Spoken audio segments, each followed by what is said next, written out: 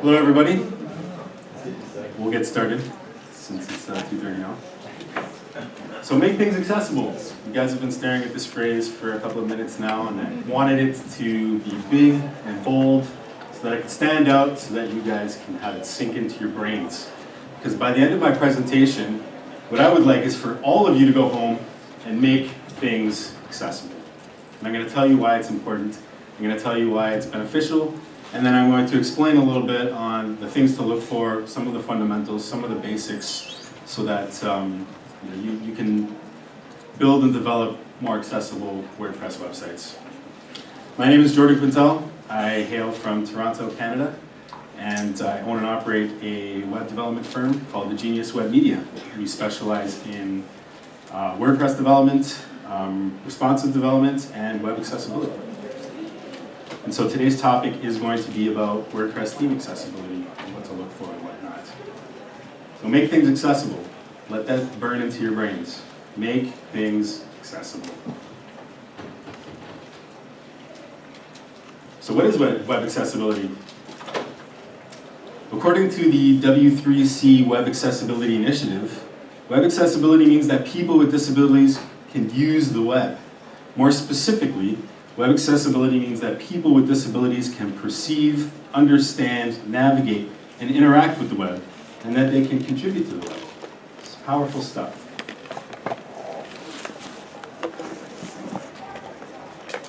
Why is web accessibility so important?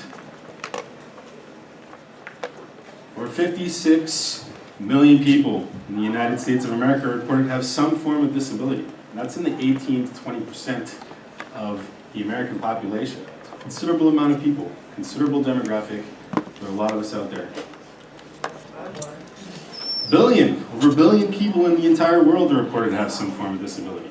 It's a billion people. It's a lot of people that require some kind of assistance, that require some type of accessibility, that require the need to access information either physically or online.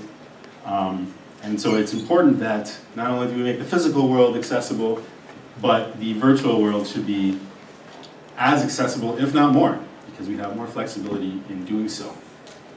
Now with web accessibility, you have certain benefits as well. So when you're implementing a web accessibility strategy, it does a few things. Number one, it forces you to be a better communicator, because bad communication is inherently not accessible.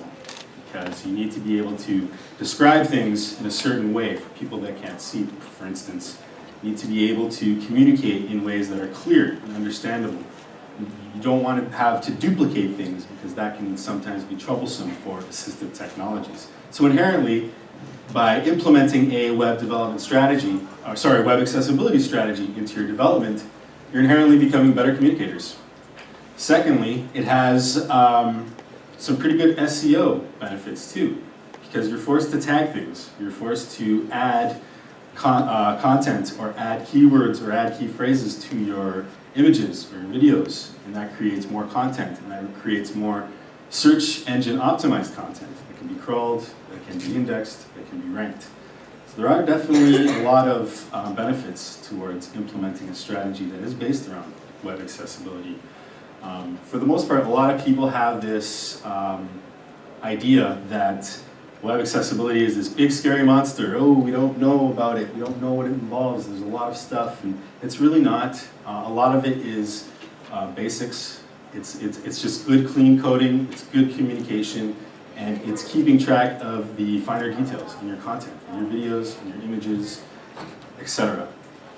So it's really not all that big and bad and scary. And that's kind of what I'm here to advocate, is that if you create a web accessibility strategy and you build all your websites based on that strategy, then you're not looking at a lot of extra time or a lot of extra money being put into it, because it'll all come very streamlined.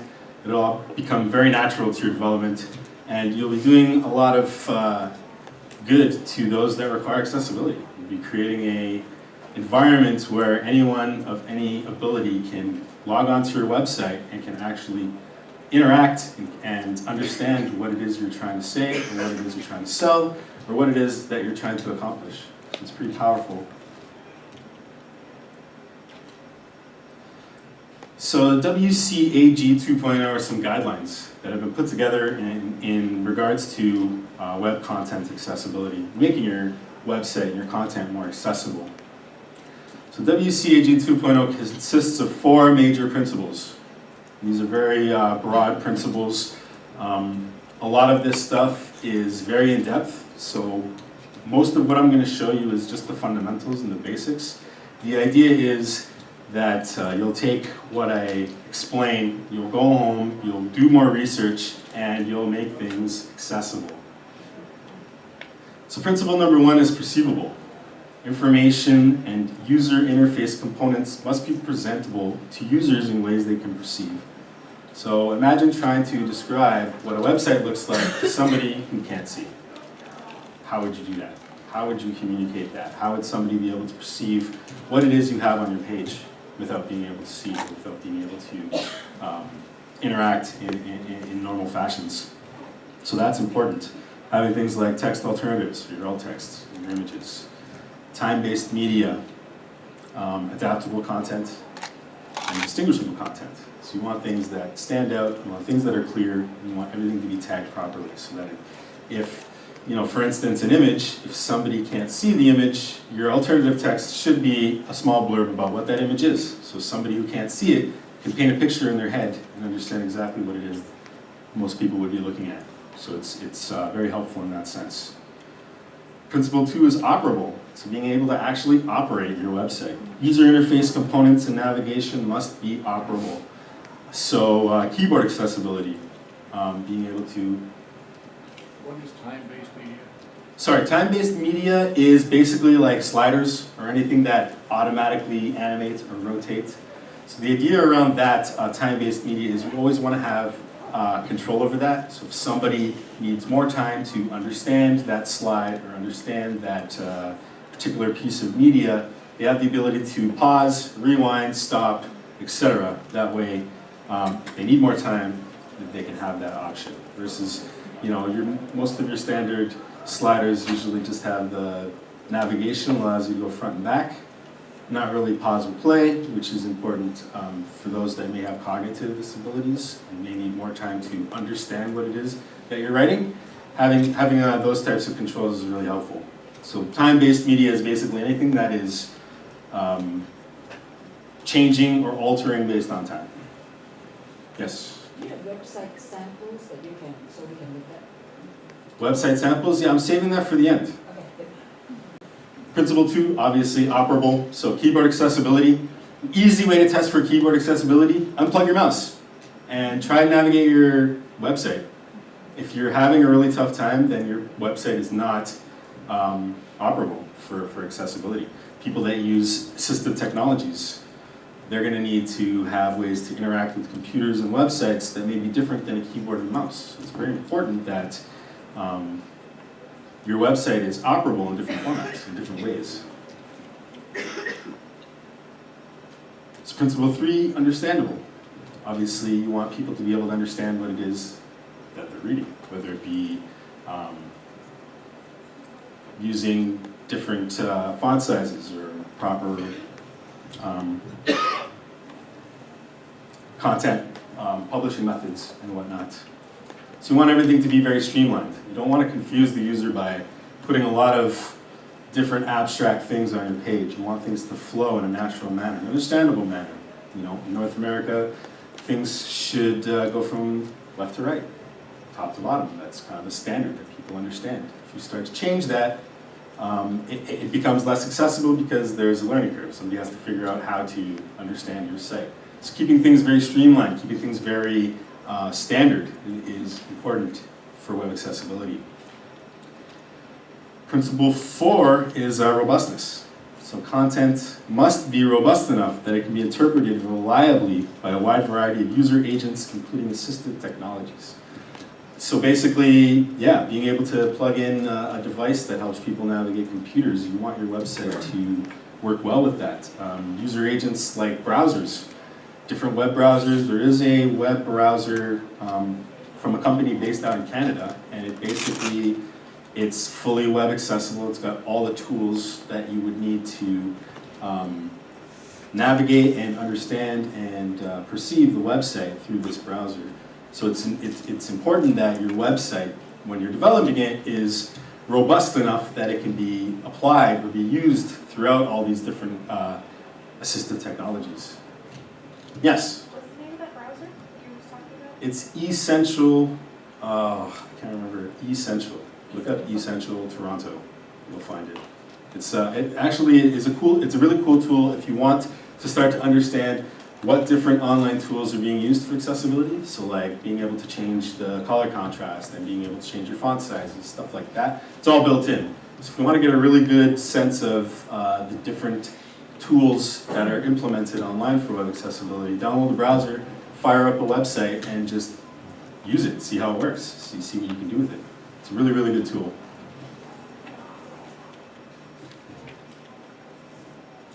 So now WordPress Theme Accessibility. For those of you that may or may not know, WordPress.org has published guidelines for accessibility-ready themes.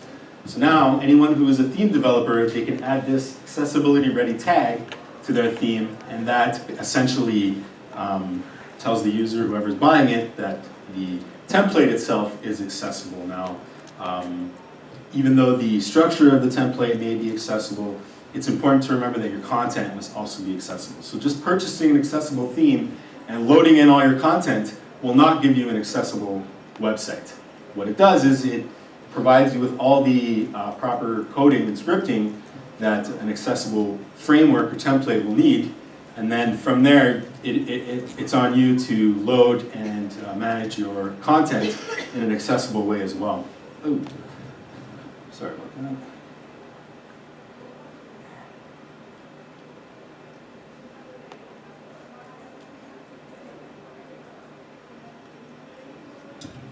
So there are a few guidelines based on theme accessibility. The first one are images. All decorative images must be included using CSS.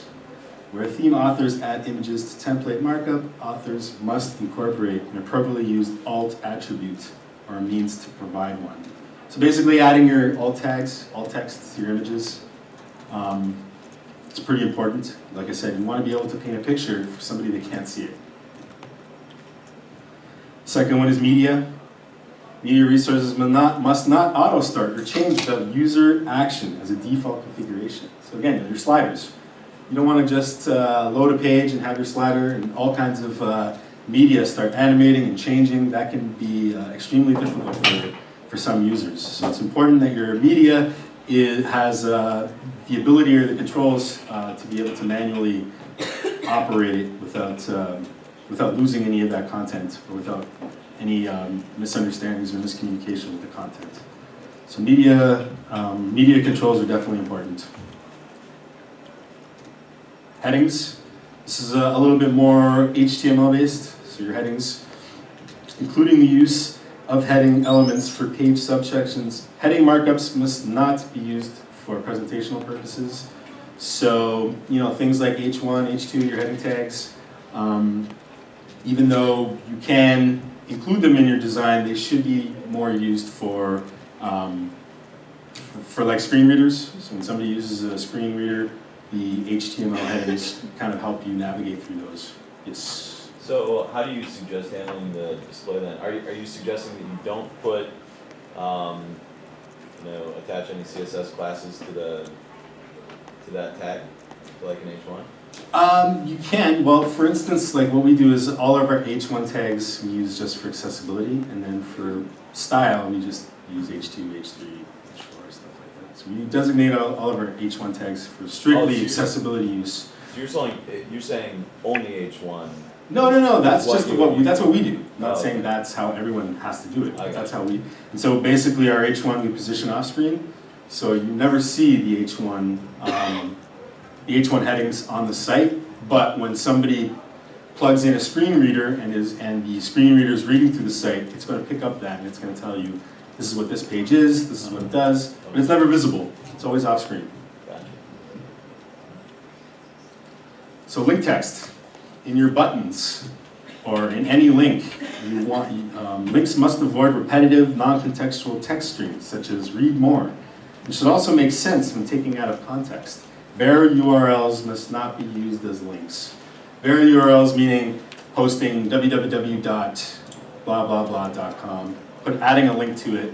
That's what a buried URL would look like. So you definitely want to avoid repetitive things and strings such as read more, find out more, learn more.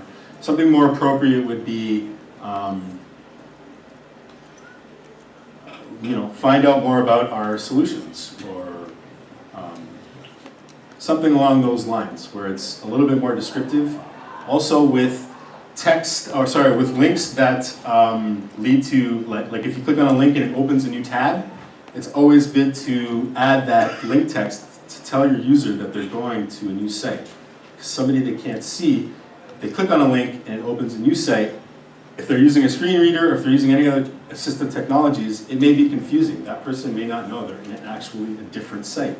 So usually what we do is to say, this is a link to this website, hyphen, this link will open a new tab. So that way when a screen reader goes through it, that person's going to hear that and they're going to know if they click on it, it's going to lead them to a new site. Yes, sir? Is it okay to use like read more for like presentation and have like a title or name attribute in the link to kind of? Yeah. So like for our site, our blogs are always like read more and then the title of the blog. Okay. And all of our blog posts, normally WordPress by default attaches a link to your title as well as a read more button. Generally we use only one or the other, because if we have both, that is considered repetitive. So if your title of your blog links to the blog and your read more button links to your blog, that's considered repetitive. So we usually remove any linkage from our blog titles and keep it strictly to a read more button plus the title of the blog. So when a screen reader reads it, they're going to hear read more about WordPress Theme Accessibility, if that's the blog title. So it's a little bit more direct. People that can't see will still know where they're going, and that's the idea. You want to be able to, it's almost like guiding them. It's like having a guide dog, right? They're going to tell you where to go and when to stop and when to move forward, and that kind of helps out. So link text is actually very important, because you want to be able to, like I said, guide people through your site very easily and in a way that makes sense. Keyboard navigation, which we kind of already touched on. Theme authors must provide visual keyboard focus highlighting in navigation menus. So what keyboard focus is, it's kind of like having a rollover, where when you roll over a link, there's some kind of visual focus, either a border, a background color changes. There's some identification that this is a link and that this is going to do something to highlight certain links and certain buttons. Navigation by keyboard should also be intuitive and effective. So, like again, left to right, top to bottom. If that's not how it works, you're certainly going to confuse somebody that can't see your website, because they're going to assume that you're using a standard and intuitive format, and if you're not, then it's going to be quite confusing. So having a keyboard navigation is essential. That's one of the key aspects of accessibility is the keyboard navigation. So color contrasts. People that have visual impairments, or are colorblind, or have anywhere in between, having the proper color contrast is important. Because if you have dark grays on top of black, it's going to make somebody with visual impairment very difficult to read. So color contrasting is very, very important. You want to make sure that your content is well contrasted with anything in the background. So if you're using a black background, use white text. If you're using a white background, use black text, because those are the perfect contrasting colors. Alternatively, like blue and red, they work well in contrast, and other stuff. But the idea is you don't want to make your content and your background, your foreground and your background, you don't want to make them too closely matching in color, just so that you can maintain that contrast.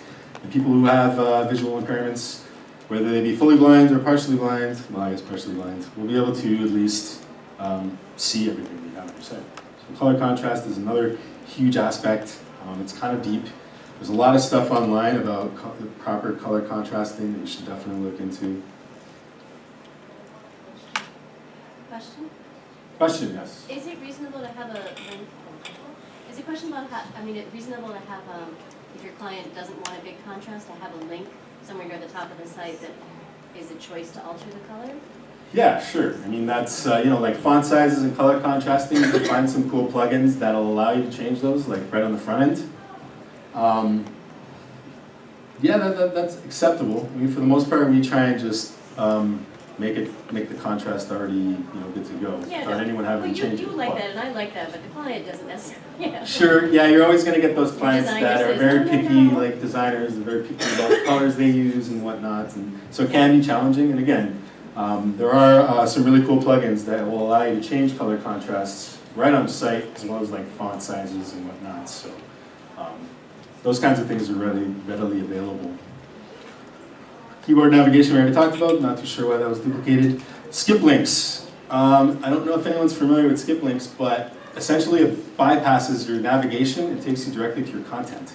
So if you're using a keyboard and you're tabbing through all of your links and content, every time somebody reloads a different page, you don't want to have, you don't want to force them to re-tab through your navigation. So what a skip link does, it says, skip navigation, go directly to content. That way, if you have 20 items in your link, somebody doesn't have to sit there and tab 20 times to get to your content.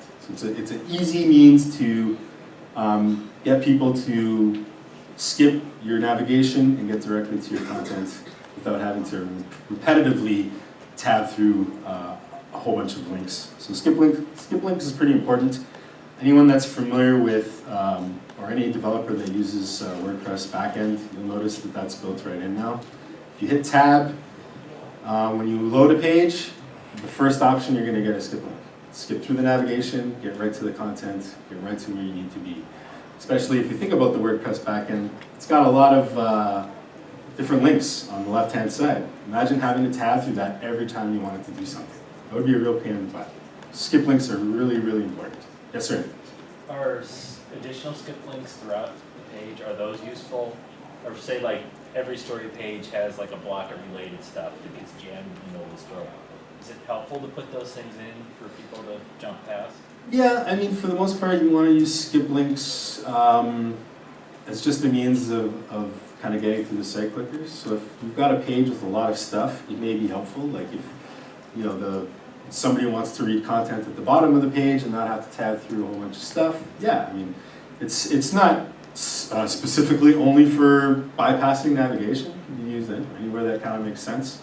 You want to make it easier for people to jump around your site, I'd say add a skip link. Then forms. So forms is another big aspect. And by forms, I mean like contact forms, sign-up forms, whatever it is. Anytime somebody has to type something in or fill something out, the appropriate fields should be labeled, so people should know what they're filling in. Imagine you can't see that this is for your name and this is for your email. You're going to want to properly label all of those fields so that a screen reader can say, this is for name, this is for your email, this is for your content, and that way you can easily navigate through the form and you can understand exactly what it is that you're filling in. So forms is another big area. There's a lot of different components to making your forms accessible. And definitely, it's one of the key elements to web accessibility. So anyone that is interested in building accessible websites should definitely look into form accessibility. It's a big component. And also, there's the link there. Make WordPress.org themes guidelines accessibility. You can find that online. Great resource. There's a lot of things in the make.wordpress.org in the accessibility group as well. It's really good stuff. So some WordPress accessibility tools. WordPress, and this is quoted from WordPress.org. WordPress with a high quality theme works right out of the box to help you keep your site accessible. A great deal of the work is done for you, but you still have to take the time and patience to maintain those accessibility standards when creating your content. So WordPress right out of the box, they've made a lot of strides, and in the more recent versions have included a lot of accessibility features. I'm actually part of the group that does some of the testing, and every week we have discussions on how can we make WordPress in the back end as well as the front end more accessible. So in terms of back-end accessibility, not only do we want websites to be accessible, we want the tool to be accessible. We'd love it if people with different abilities could build websites. That to us would be phenomenal stride. When somebody that has, let's say, a motor skill disability could use their assistive technologies and build something cool, build their own websites. And that to me is, it's empowering the individuals that require it. I wouldn't say any more than anyone else, but in the for instance, those that have motor skill disabilities, they may not be able to communicate in the same ways. They may not be able to travel. So things like being able to network, being able to communicate online, being able to do commerce online, being able to build a business online, like I did for myself, is hugely important. And WordPress allowed me and empowered me to do so. So for people with challenges and people with disabilities, it's giving them that ability and that power to be able to build things, to be able to communicate with the world, to be able to live like everyone else. And that's why it's important. That's why I'm here today. Here's a featured WordPress accessibility tool created by WordPress accessibility member Joel Dolson. Anyone should look up Joel Dolson. He's a pioneer for WordPress accessibility. He's done a lot of great work. This is his particular plugin called WP Accessibility. Now this particular plugin isn't going to modify or change any of your coding. So it's not going to optimize your content. It's not going to add your alt tags, but it will add a series of tools that will help make your website more accessible. For instance, it has built-in skip link. So you just set up where you want it, the plugin kind of does the rest for you. It's got a whole bunch of other tools as well in there that are just helpful in making your theme itself accessible. But again, it's very important that you also remember to make your content accessible, because if it's not, then all the work you put into making your theme accessible will kind of go to waste if none of your content is accessible. So keep that in mind. It's a great tool, and I recommend everyone install it on all of their sites when they get home, or after my presentation, or right now, if you've got a computer. All of your websites, every single one of them should have this plugin. You can find more web accessibility tools, WordPress accessibility tools, web accessibility tools, and evaluation tools as recommended by the WordPress accessibility group at make.wordpress.org/accessibility/useful tools. This presentation will be online, so you don't have to try and write down these long links. It'll be online. You'll be able to access this after WordCamp is over, and you'll be able to take a look at all this stuff. But keep in mind that there's a lot of great tools out there that can be used in terms of adding tools to your website, color contrasting. Evaluation tools are pretty important as well, because it allows you to input your website URL, and it's going to tell you all the things that aren't accessible. So if you need a way to, or if you have no idea of how to make your site more accessible, you use one of these evaluation tools, you plug in your URL, and it's going to tell you everything you need to know. And then all you got to do is take all the recommendations, code them into your site, and you're good to go. Website accessibility evaluation. So the first tool is the most popular website accessibility evaluation tool available, and it's called Wave. Wave.webaim.org. Awesome tool. It's a free web-based tool to help web developers make their web content more accessible. So like I said, you launch the site, it's going to ask you for your URL, you plug it in, and it's going to tell you exactly what is and isn't accessible. And I'm going to show you how it works. The second tool is another very popular tool. It's called aChecker, and it's a free web-based tool again, and it focuses on checking HTML a little bit more so than Wave. Wave is a little bit more content-based. This one's a little bit more HTML-based. So using the two in combination is definitely more full circle than using one or the other. And so let me quickly demonstrate that to you.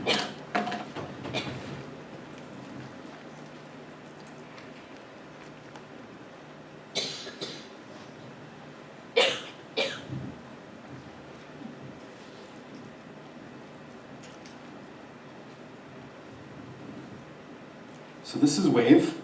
This is the home page, very basic. All it's asking you is for your URL.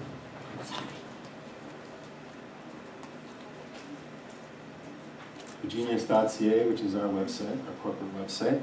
Just going to fire up.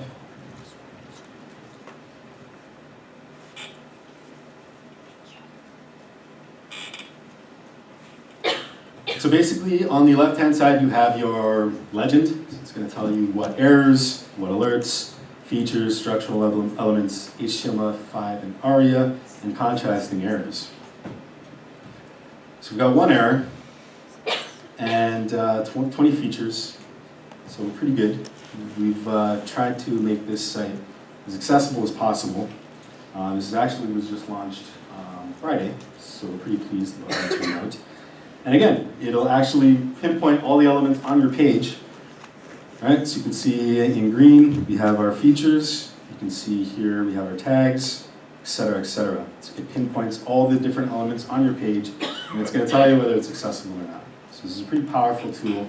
It's definitely, if you're adamant about making your websites more accessible, this is a great tool to use to kind of get there. It's really simple to use.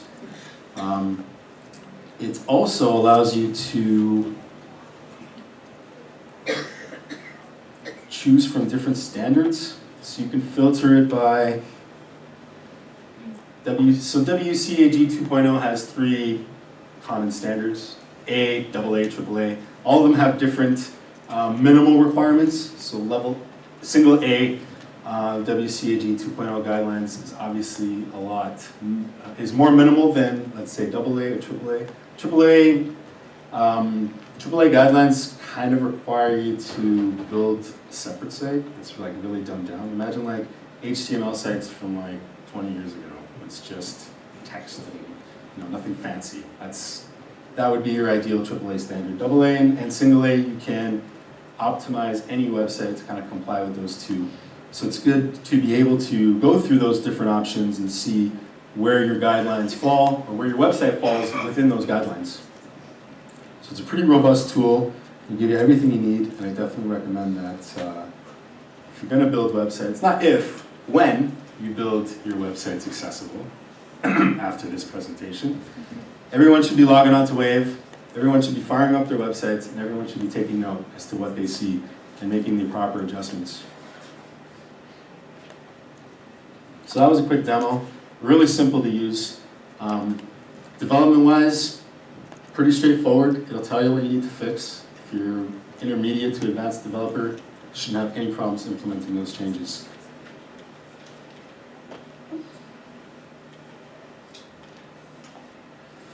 So to conclude,